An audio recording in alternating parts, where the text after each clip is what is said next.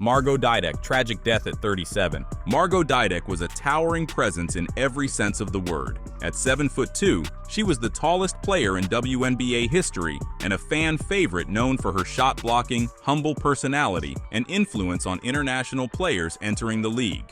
Born in Poland, she was drafted number 1 overall in 1998 by the Utah Stars and went on to lead the league in blocks multiple times. She played for several franchises and was a 2-time All-Star, but her life and legacy were cut tragically short. In 2011, while living in Australia and pregnant with her 3rd child, Daidc suffered a heart attack. She was placed in a medically induced coma and passed away just days later at age 37.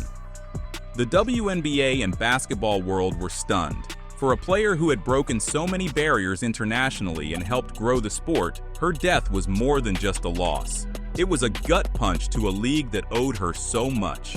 Her sudden passing served as a reminder of the fragility of life, even among elite athletes, and remains one of the saddest moments in WNBA history. Chamique Holdsclaw, mental health, and a fall from grace. Chamique Holdsclaw was supposed to be the face of the league, a 3-time NCAA champion with Tennessee and the number 1 overall pick in 1999. She entered the WNBA with immense hype and initially delivered.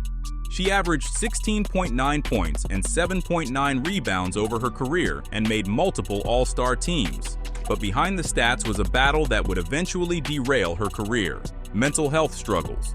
In 2012, Holdsclaw's career took a dramatic turn when she was arrested for allegedly breaking into her ex-partner's car, smashing its windows, and firing a handgun. The incident shocked fans and peers alike. She never played in the league again.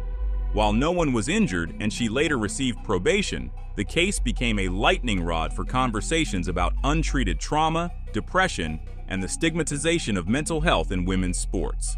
Holdsclaw has since become an outspoken advocate for mental wellness, but the way her playing days ended, in controversy and silence, stands in stark contrast to the legend she was supposed to become.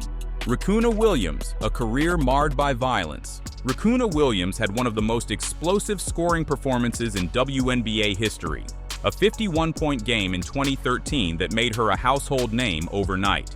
But off the court, her story took a darker path. In 2019, she was arrested for a violent altercation involving her ex-girlfriend, including threats with a firearm. The WNBA suspended her for 10 games, at the time, the longest domestic violence-related suspension in league history. If that wasn't enough, another incident surfaced in 2023. Williams was arrested again, this time on charges including domestic battery and strangulation while playing for the Las Vegas Aces. The team quickly suspended her from activities pending the outcome of the legal process. Though she hasn't been convicted in either case, the repeated legal trouble has defined the latter years of her career. Once considered a dangerous scorer off the bench, Williams' WNBA future now hangs by a thread, and her name is more often associated with scandal than her on-court achievements. Jennifer Harris' career stolen before it started. Jennifer Harris never played a single WNBA game, but her story is one of the most painful. A standout college player, Harris alleged that she was cut from Penn State's women's basketball team in 2005 because head coach Renee Portland believed she was a lesbian. Harris sued the university and Portland for discrimination and wrongful termination from the team. Though the case settled out of court, the damage was already done. Her dreams of a WNBA career effectively died in the fallout.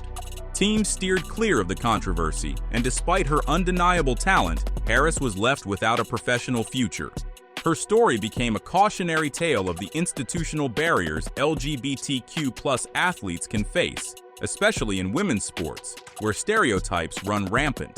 While she helped push forward conversations about inclusion and equality, the cost was her career. Jennifer Harris never got her chance on the pro stage, and the silence that followed her lawsuit is a haunting reminder of how prejudice can quietly erase talent. Cara Braxton, talent overshadowed by DUIs. Cara Braxton had the size, skill, and pedigree to become a dominant force in the league. Drafted 7th overall in 2005 by the Detroit Shock, she was a key piece in their championship run and even won WNBA 6th Woman of the Year in 2007. But Braxton's career would be marred by multiple suspensions stemming from off-court behavior, particularly her struggles with alcohol. In 2007, she was suspended for 2 games after a DUI arrest. Then again, in 2009, she was hit with a much longer suspension, 6 games, after another DUI incident. While teams continued to sign her for her potential, her role diminished, and she slowly slipped from starter to bench to being out of the league altogether. Despite her early success and physical gifts, Braxton's inability to overcome personal challenges ultimately led to her fading from the league without a proper send-off. Her story serves as a cautionary tale of how repeated off-court mistakes can derail even the most promising careers. Candice Wiggins, burned out by bullying. Candice Wiggins was a high draft pick and a key bench contributor to the 2011 Minnesota Lynx championship team. But despite a solid 8-year career, her exit was shocking. In 2017, Wiggins retired and then made headlines for her explosive allegations about the WNBA's internal culture. She claimed that she was bullied throughout her career for being too heterosexual and for not conforming to what she described as a toxic environment. The league and many players pushed back on her claims, calling them exaggerated or unfounded, but Wiggins doubled down. Regardless of the validity of her experience, the public fallout from her comments erased any goodwill she might have earned on the court. She became persona non grata in WNBA circles, with former teammates distancing themselves from her. Instead of retiring as a respected vet, she became a divisive figure, one whose post-retirement story eclipsed everything she did on the hardwood. Jayne Appel, lingering injuries and a quiet exit. Jayne Appel was a 2-time All-American at Stanford and a dominant center in college basketball. Drafted 5th overall by the San Antonio Silver Stars in 2010, expectations were sky high. But Appel entered the WNBA already nursing a major hip injury, one that would plague her throughout her career. Despite her basketball IQ and rebounding prowess, she was never able to match the athleticism or explosiveness she had in college. Over 6 seasons, Appel's minutes dwindled and her scoring output remained modest. In 2016, at just 28 years old, she announced her retirement, not with a press conference or fanfare, but with a tweet. Chronic injuries had robbed her of her prime, and her early exit barely registered in the media. Since retiring, she's taken on leadership roles off the court, including with the WNBA. But her playing career, full of promise, never got the payoff it deserved. Monica Wright, from star to sidelines. Monica Wright was best known for her college dominance at Virginia and for helping the Minnesota Lynx win 2 championships in 2011 and 2013. She was also famously engaged to NBA superstar Kevin Durant at one point, bringing additional media attention. But her playing career hit an abrupt wall due to knee injuries that wouldn't go away. By 2014, she had undergone multiple procedures and was never the same player. Despite her attempts at a comeback, the pain and instability in her knee made sustained performance impossible. Wright quietly left the league after just a few seasons, missing what should have been her prime years. She transitioned into coaching and front office roles, including becoming an assistant GM in the WNBA. While her post-playing career has flourished, the abrupt and injury-induced end to her time as a player remains one of the league's more quietly tragic stories. Rakuna Williams, legal troubles and repeated suspensions. Rakuna Williams was once known as one of the league's most explosive scorers, famously dropping 51 points in a game in 2013, setting a WNBA record at the time. But her legacy has been increasingly overshadowed by off-court legal issues. In 2019, she was arrested for assaulting her ex-girlfriend and threatening her with a firearm. The WNBA issued a 10-game suspension, one of the harshest at the time for a domestic violence case. Unfortunately, the pattern repeated itself. In 2023, Williams was again arrested, this time for felony domestic battery and strangulation. Her team, the Las Vegas Aces, immediately barred her from all team activities pending investigation. While she was technically still on a roster, her WNBA career all but collapsed under the weight of these incidents. Despite immense talent, Williams became a symbol of how personal conduct can not only damage a legacy but fully erase a once promising career. Bria Hartley promise derailed by injuries. Bria Hartley was a dynamic guard who played for multiple teams, including the Mystics and Mercury.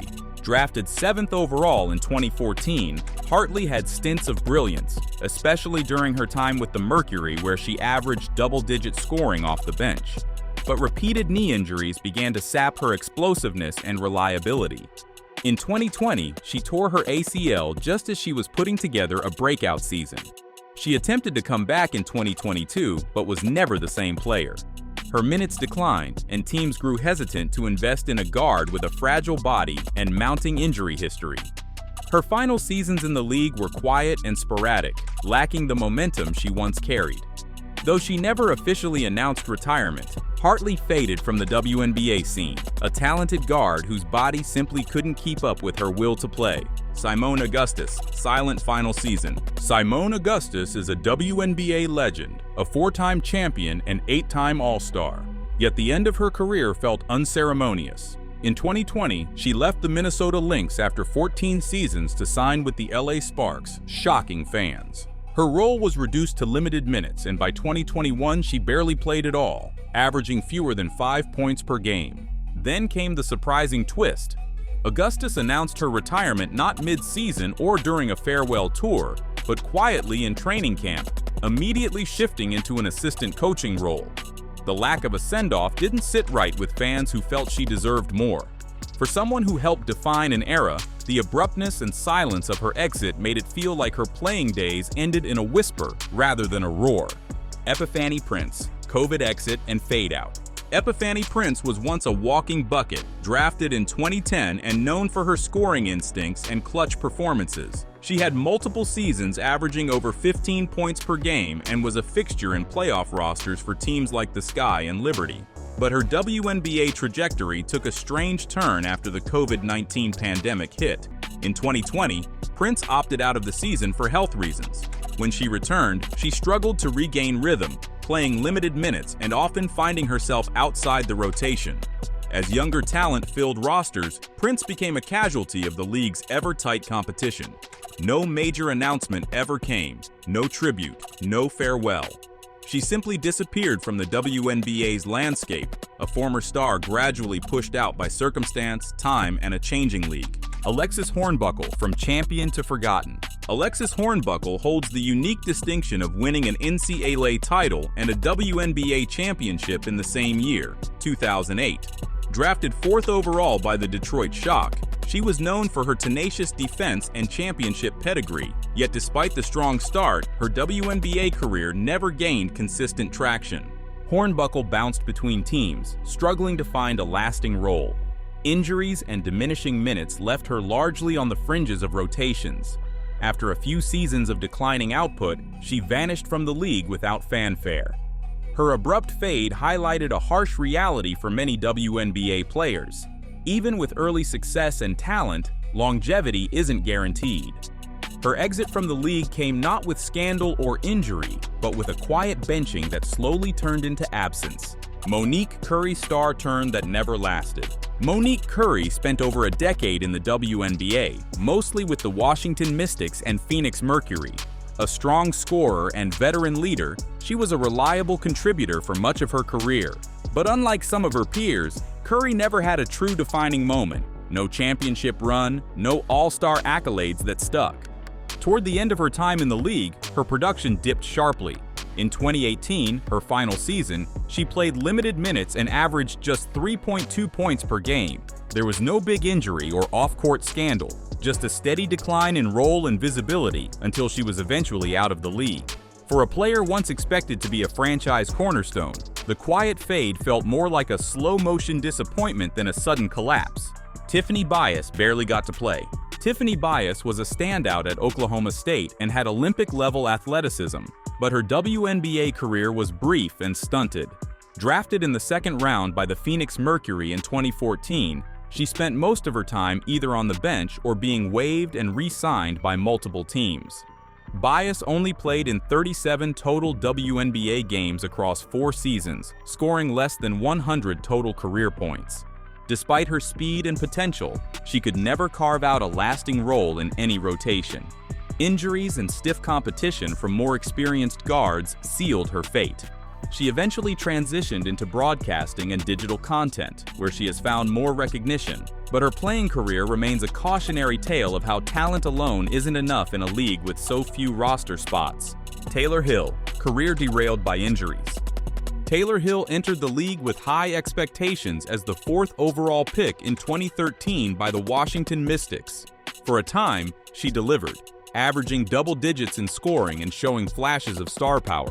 But a devastating ACL injury in 2017 halted her momentum completely.